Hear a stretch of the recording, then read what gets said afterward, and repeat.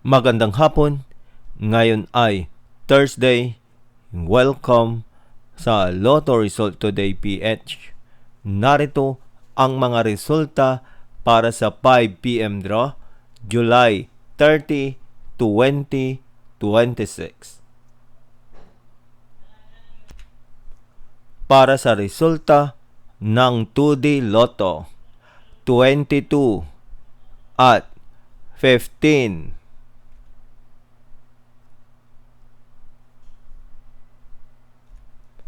Heto naman ang resulta kaninang 2 p.m. draw.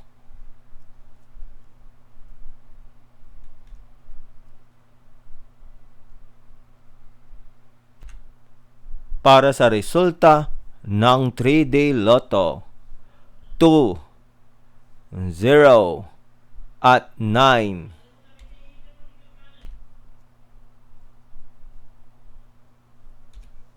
Heto naman ang resulta kaninang 2 p.m. draw.